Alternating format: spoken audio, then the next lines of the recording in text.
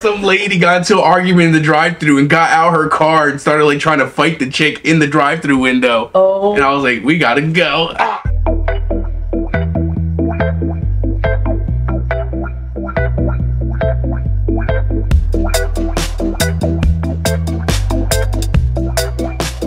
That's so specific. Go. Specific. What's wrong with you? Everything has to be a... You got a mouth. Yeah. You got a mouth. Just gives you little direction and then you do it. And like, not like that. Well, how then?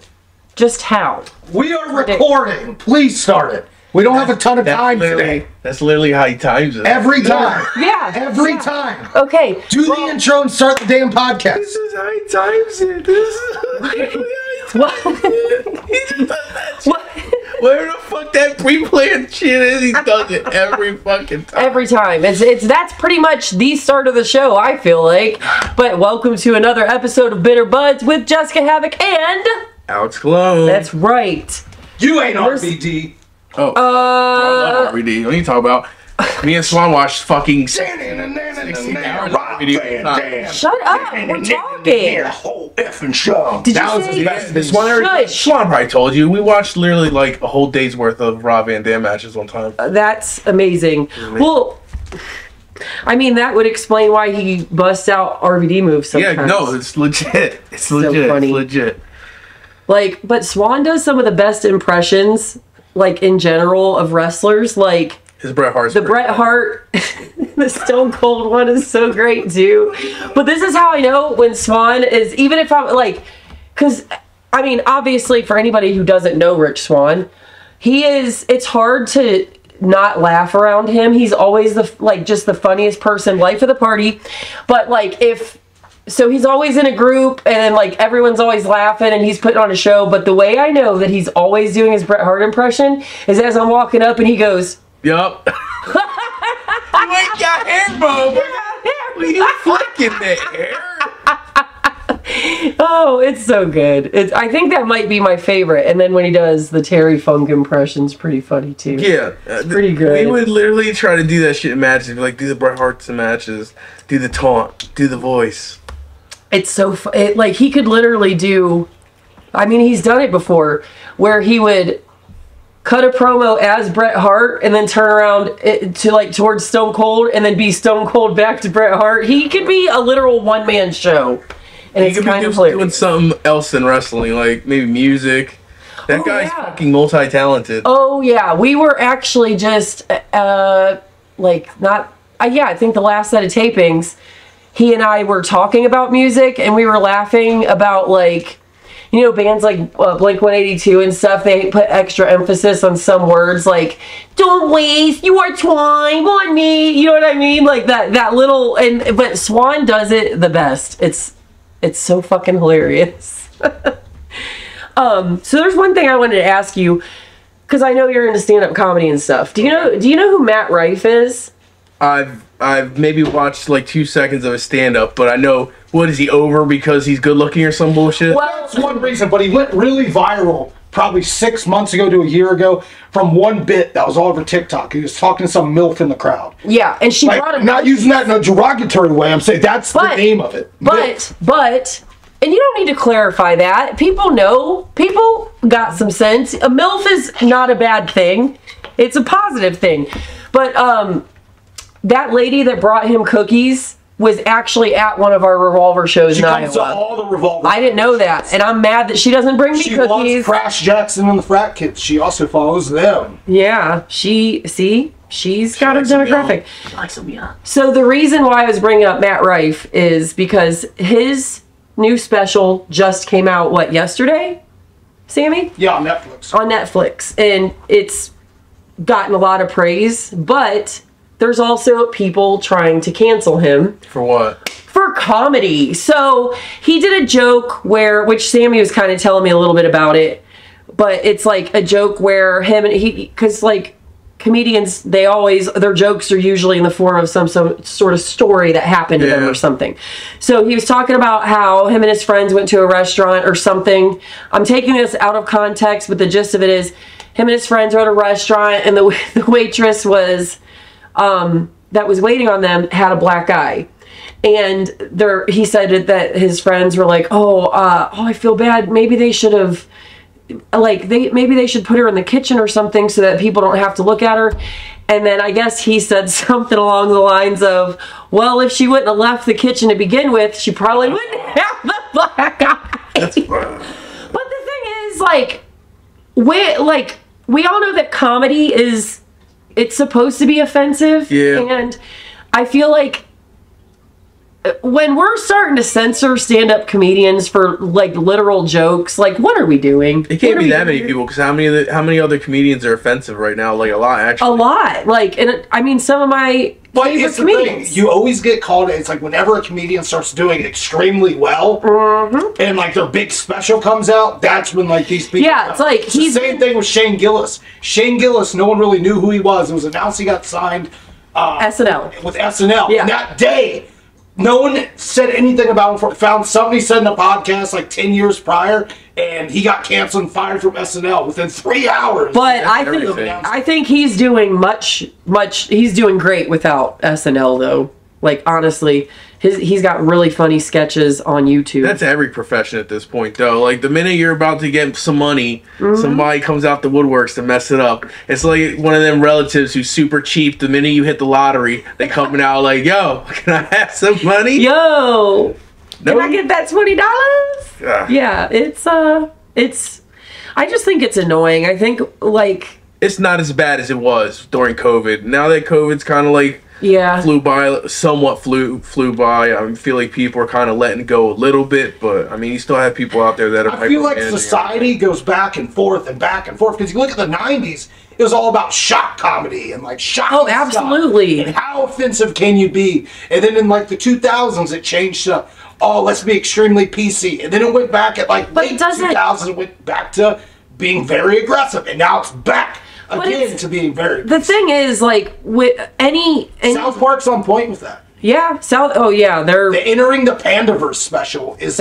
so on point. Yeah, I still have to watch that, but I've seen some parts of it. It's brilliant. It's brilliant.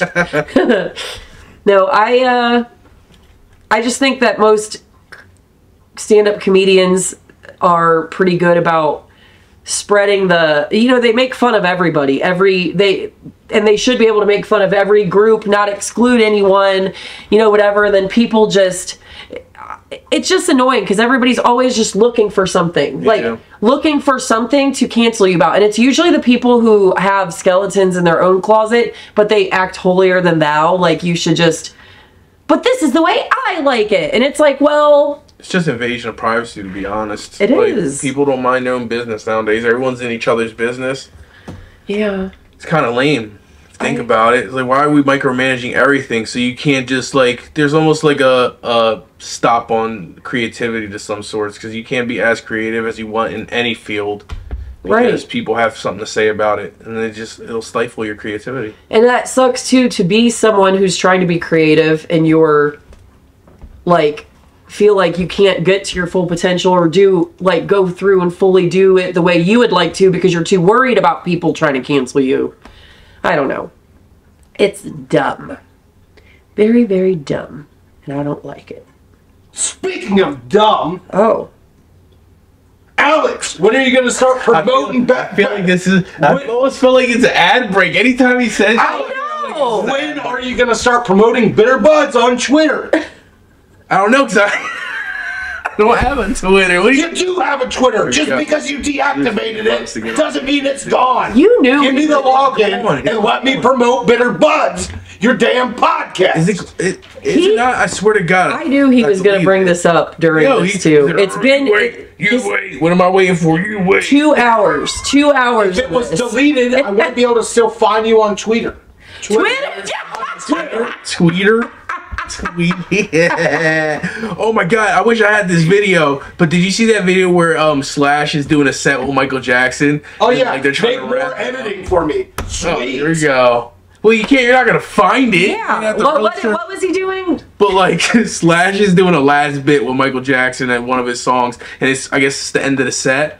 And then Michael's trying to wrap it up, and Slash just keeps going. And then Michael's just getting pissed the whole time. He's like, come on. Oh my God. On.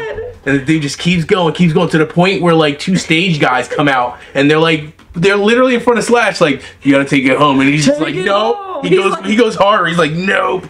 He's like, I'm Slash, mother And that's like wrestling. Have you ever like had that guy in the show that it's like, okay, man, it's time to take it home? They're like, nope. No. We're not ready. I've done that. We're not ready. Listen, I mean, hey. That's kind of insane. I hate people like that on Revolver shows. I'm not like, that's the easiest way to know they're booked again. I've unbooked people for that. Oh, go about 8 to 10 minutes. 27 minutes later. That is so ridiculous.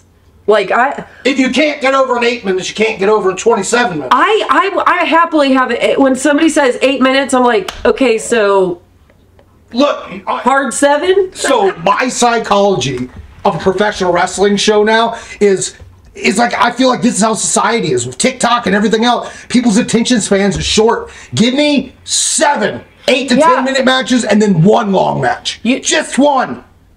Yeah, everyone's attention span is short because of the damn that has copyrighted music in it. Well, then we're not playing it. All right, we're not playing. Look, it's low enough where they can't hear, but he's like, come on, Slash. Oh, he is like, and he's just ripping. He's like, come on, you can't hear this on this audio. That is so great. And you can probably play the video, you just can't play the audio. Look, and then he walks into the darkness. He walks out. Look at the stage guy. Look at the stage guy. Do you think Slash would? Did he said? Get out of here. Mike said, "Come on, man. I wonder. This is my show." Like, how many drugs do you think he's on during that? A lot. All the drugs. I mean, it's like what 99, I think. Oh yeah, yeah. Those guys were. And in Korea, ain't nobody stopping this. They were in Korea? To the point they shut the lights off. And the man is still going, bro. What if when the lights shut off, his guitar was ripping and created light, and then he's like, F you guys. You're mean. How am I mean? How am I mean? That's a callback. I just sent just the video so you could post the video clip on the GIM. You just can't post the audios. Yeah. He always. With everyone's help, we can switch to Patreon someday when we get enough people wanting to subscribe to it. Yeah, guys, we like. You know what? Yeah, seriously though, we have a Patreon. It's patreon.com/bitterbuds. And there's 3 easy tiers. It's Twitter. Alex, you live on Twitter. You know your password. This dude spent 10 you know your password. You know he's like, we could promote this Patreon on Twitter. I sent you a video to watch of Alex because I want to put that one on. I'll edit that one on very easily. Wait, you said I feel like we need a projector screen that plays this stuff. Okay. Have you not watched the episodes and see how I edit these? No, I don't watch my. We don't need a projector screen. I'm not narcissistic. We know enough of those. I know so many narcissists. Oh man, wrestling. Oh no, narcissists and wrestling. This is something that Sammy sent me, and it is hysterical. She's teaching you how to do this, right? Yeah. Keep going in. Yeah. Nailed it. Oh. And then. Oh, that's me, by the way. That's something I would be trying to do, and that's what Sammy. She's doing like the galloping horse. Yeah. Right now. Nah. I'm gonna knock over all these cameras and stuff. Wait till we get our new set. We're working on it too. I'm excited. You would want me to try that now. Why don't you? Uh-oh. Yeah, I want to turn the... That's like, you ever see the skipping thing? The skipping challenge? I would have people try to do that all the time. Like, you can't skip? You can't skip. Oh my gosh. That is hilarious. You know what that made me think of? Somebody brought this up recently. This is weird stuff. So like, you know how, like, or whatever, 70s, 80s, and 90s, it felt like everything, like, time itself moved slow, but it's like after, like, the mid-2000s, it feels like time just sped up so fast. Or is it just me getting old? It's probably just me getting old. A little bit of both. No, I think I feel that for sure. See, I have a theory. What's your theory? That we messed up the time continuum. Do you think 2012 actually did happen? Oh, well, you know about Nelson. Oh my god. Well, do you guys remember that marijuana commercial back in the day where the like when they were trying to promote like don't do drugs. Why are the highest people always professors? Well, if you mix this chemical with this chemical, like melting their freaking brain. They just turn into like this melted skin. Yeah, skin on Dude, I swear though. I mean, after 2012, tell me how fast things moved.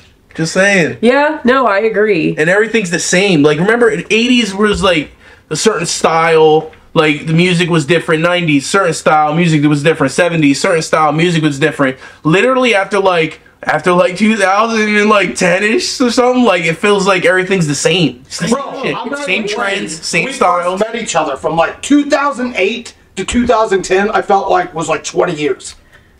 The time that was a long time. Like how it seemed like that there was a lot in that 2 years. Yeah, I could. Sometimes I'm like, well, what if 2012 did happen and we all died? But we don't realize it because it's a simulation. Or how many drugs do you think? Or there's parallel universes and stuff. I am a big I'm so stupid. What's it called? My brain just shut down. CTE. I say that all the time. Remember the Mandela Effects, bro? Yeah, I was gonna say so many Mandela Effects. Do you see remember the Fruit of the Loom logo? Why is there no cornucopia on it? I think we could have passed over into another timeline. I really do. We started messing in the early 2000s. We started messing with what's it called? That machine over the CERN. CERN. Yes, I was gonna bring this up. So that's crazy. Dude, I think we could have went into a different timeline where things are just slowly changed. Bro, I don't. Do you remember this? No. I remember this. I remember this. Okay. When I was younger, I swear there was like a news story, everything, that the Ultimate Warrior passed away in like 1994. Man, what? And that he was replaced by his brother. I did hear some crazy thing like that, but I'm like, he didn't die. The logo thinks is the one that kills me, where they show all the logos. The Berenstein Bears. That too. I'm like, dude, wait, why is the logo different? Yeah. Why? Because what do you remember? Berenstein. That's what I remember. What is it now? It's like Berenstein. Yeah, it's different. Berenstein. Baren. It's like the Bernstein Bears. Yeah, see, that's what. Let me see. The CERN project. So. And it's in like some type of particle accelerator or something. Yes, and actually, were you a fan of The Simpsons? Did you watch The Simpsons and stuff? Yeah, but like I don't pay attention to their. Bro, The Simpsons be. Bro, dude, so much stuff. It's like shot for shot. They predicted time. Weren't they trying to say one of the guys that did the Simpsons thing was on that like submarine, or is that just me thinking that he was on that submarine that got lost and like exploded down towards the Titanic? Yeah. Oh my. Was one of the Simpsons creator guys on that gimmick? I don't know. Was he? Where did I freaking hear that from? I swear I'm just making up shit. No. But I'm trying to find this. What is the CERN project? CERN is an international laboratory for particle physics research. The laboratory provides the infrastructure and resources for autonomous experiments. So like Butterfly Effect, which is a crazy ass movie. It is a crazy movie. When he ends up in the one part with no legs? Yes. That's a freaky movie. I had to watch that movie twice. That movie freaked me out. I can't watch this. Have you guys ever seen a movie called Memento? Because that's another one of those I've never movies. watched like, it. It is insane. And I can't even explain it because I still honestly don't understand it. But it's like one of those like Butterfly Effect type movies, like like this dude loses his memory and then he's finding all these Polaroid pictures, like he's trying to investigate or figure out who he was, and I don't know. And it's way better than this, but yeah, it's pretty good. I highly recommend. Speaking of weird movies, and I know you're a fan of this movie, might be the weirdest movie I've ever seen, and I feel like it's worth discussing. Gummo. Oh, what? Have you ever seen Gummo?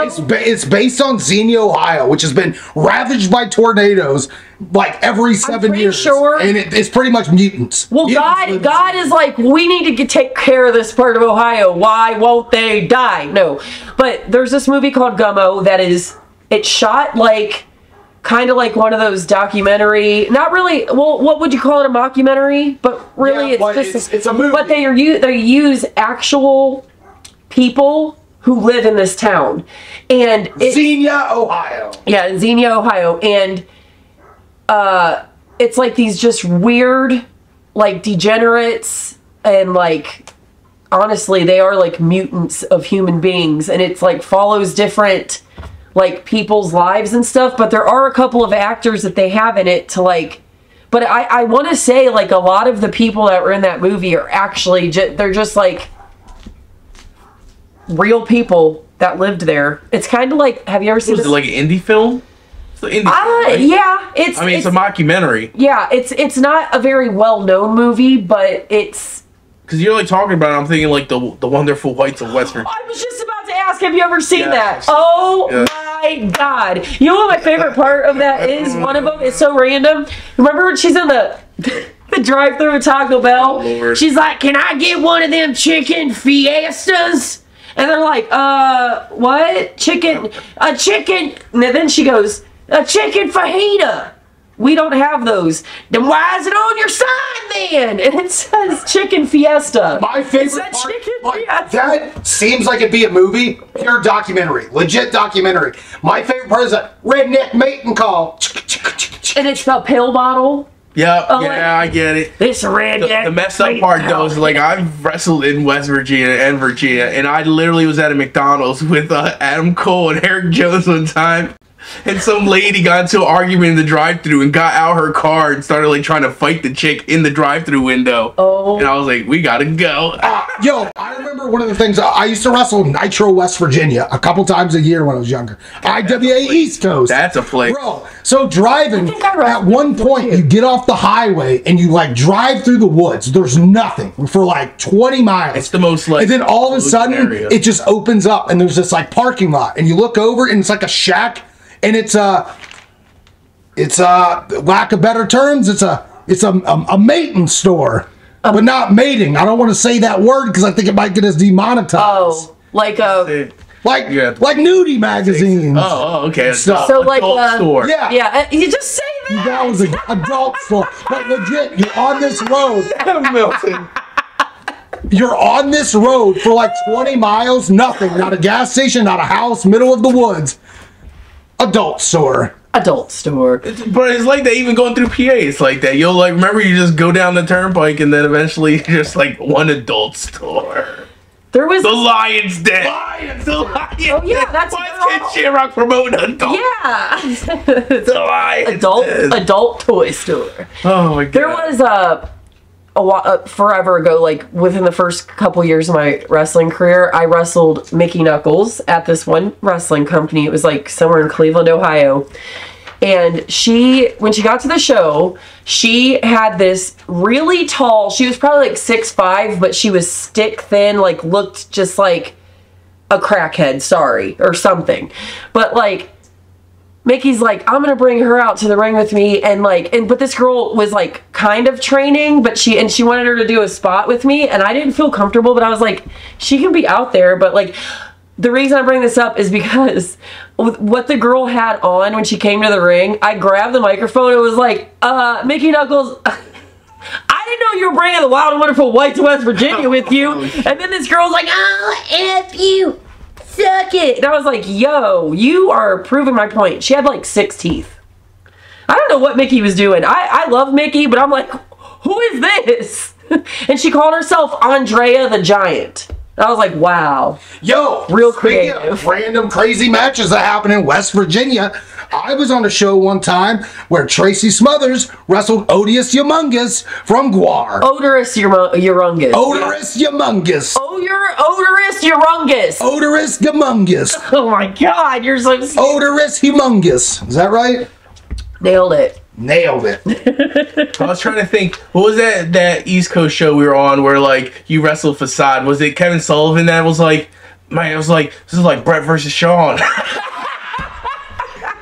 Kevin Sullivan also beat the crap. Brett versus Sean. There's like 50 freaking people in the crowd. That's like Brett versus Sean. Yeah, that's right. My matches are as good as Brett and Sean. Yo, on that same show, Kevin Sullivan beat the shit out of the wasn't necro Dan butcher. Severn on that show too? No, that was a different show because I wrestled Dan Severn. And I forget who it was came up to him trying to get some painkillers. He's like, hey man, you got any painkillers? I was there for that. And Dan Severn, the nicest human being ever, went, I got some Tylenol. Hey, it's a painkiller. The nicest person ever. He will body slam the shit out of you, but he is the nicest person ever. Oh, all his 8 UFC belts. Oh man. Oh, so we watched Sidekicks on Alex's birthday. Dude, I wish we would have taped that. I know, we should have filmed it. I told her maybe Ladybugs next time. And you're right. Yeah, Ladybug. It is only about asthma. Yes, like Sammy's giving Alex a hard time. Like, that is not even what it's about. No. One of the first things you said, the kid has asthma, so he can't do anything. And he daydreaming, and then he's just like, literally, that inhaler. Wendy from the Wonder Years gives him an asthma attack. Until homie rubbed Vicks Vapor Rub on him, and then he was cured of the asthma. That was that Mr. Miyagi special. I remember the last episode, you were trying to explain Sidekicks, and I got mad. I was like, it isn't only about asthma. And then we watched it, I was like, 95% of this movie is about damn asthma. He gets turned down by Wendy on the Wonder Years, and he runs off. The other 10% Chuck Norris. It's 90% asthma, 10% Chuck Norris. Yes, that is a great breakdown. And that is the official name of the episode. What? 90% asthma, 10% Chuck Norris. Yeah, there we go. Teamwork makes the dream work. No, next time maybe we have to. Maybe Ladybugs next time. We have to watch some. I feel like, and then you brought up that Gummo movie, so now I feel like I'm encouraged to have to. Watch we should. No, we should watch Gummo. So what we can do is Patreon. So on Patreon we'll actually show the full movie with you guys in it, like Mr. Science Theater. Oh, yeah. But we'll also record a voiceover one where we'll just show you guys that we'll put on YouTube as well for the YouTube people. Also, so put this out there. We need to figure this out at a certain tier. Anyone that subscribes to Bitter Buds, we'll start putting a special thanks to them in the actual YouTube videos as well. Yeah, we could definitely do that. Well, there's 3 tiers. There's a $5 tier, a $10 tier, and a $25 tier. So anyone that does the $10 tier. I think that's fair. What happened? I don't know. One of the cameras is acting up. It's dying. It died. Is that... We got to do munchies. What did you even get for munchies? Alex brought us munchies. Since we're there. So first, I had to stop at Dunkin' Donuts. Oh, please. To get that maple donut. Hey. Maple donut. Maple donut from Dunkin'. So they gave you the runaround. Yep. Ooh, and there's... Got 2. There's 2 in here. Just in case it's good, so I'm not like, man. Yeah, like, darn. I didn't eat anything. Yeah, look at that. That's what I'm talking about. Don't fail me, Dunkin' Donuts. Yeah, and they seem fresh. You want some, Sammy? I don't want none of that. There's the pop. Shut up, Charles! Don't yell at him. You leave that all alone. This is pretty good. This ain't bad. This might be better than what was last week. What did we have? Some weird chips? Was it Grippos and... No, was that the other time? I can't remember. I cannot remember. That's the CERN particle accelerator working. Darn, there was something I thought of for a second and then I lost it. Damn it. Damn it. It's that Budz brain. So, obviously Thanksgiving is here. What is your favorite thing for Thanksgiving? Like food? Food-wise, yeah. Since Sammy loves when we talk about food. Probably pumpkin pie and Cool Whip. That seems to be the go-to. Cool Whip. Cool Whip. Whip. Cool Whip. This is so good. I know what my favorite thing for Thanksgiving is. What? The Crick's family corn bake. That's right. That's my recipe. Explain it. So That sounds white. it is. It's good. It's Anyone that's ever had it gives it great reviews. It's definitely some white people shit, but it's good. So I take, that corn, that Jiffy corn muffin mix. I take 2 boxes of those, and then I take a can of cream corn and a can of sweet kernel corn. All right. And then like 16 ounces of sour cream. Mix it all up, and then throw in some cheddar shredded cheese. Mix it all up. Put it in a pan. Sprinkle cheese on top of it, and then bake it on like I think I bake mine. Cheddar, you don't try to mix. You don't try to mix in like something else, like a Colby Jack or a pepper. But well, I'm sorry to tell you this, but this year I am doing that. I'm there's going to be mild cheddar throughout it, but I did buy Colby shredded, so it's funny that you say that. I'm switching it up a little bit, but yeah, like that's cheddar can be so bland. Even sharp cheddar's like.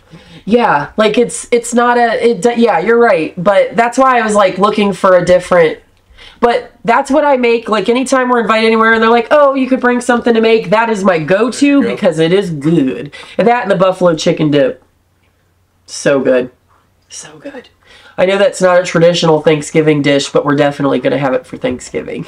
Cool. I mean, hey, as long as there's turkey, that's really the. Oh yeah, I got. Well, before we wrap this up, because the cameras are being dumb. Yes. What are you thankful for? Shoot, go. Oh, crap. Okay, so on a very serious level, I'm very thankful for finally actually getting to start this podcast, to be honest. And, you know, friends and family that I actually care about. Or that care about me as well. Like, it's just, I don't know, having actual authentic people in my life. And having this podcast with Alex. I love it. And you? I was stuck on Frozen. What are you thankful for, Alex? Dude, like, you know, my kid. Definitely, like, my friends, my real friends. Like me. Oh, yeah, whatever. I went through a lot. I went through a lot this year, so, I mean, you know what I mean? It's good to hang out with you guys again, because for a while there I wasn't coming around or whatever. So yeah, kind of all reconnected on a regular basis, and now we got the podcast. So yeah, and it's like not a weekly thing. Like honestly, the best thing about us getting to hang out more is I always told Sammy that you're one of my favorite friends of his, and I'm glad that we are now friends too, because we could talk all that shit and annoy Sammy, and it's the funnest thing ever. Yes, you do. You annoy me now in the damn show. Oh, okay. Well. That is another episode of Bitter Buds. We done smoked your ass up, and I'm JesSICKA Havoc. Alex Colon. And this is Charlie Dog, and we will see you later. Song? Song? I don't remember the words.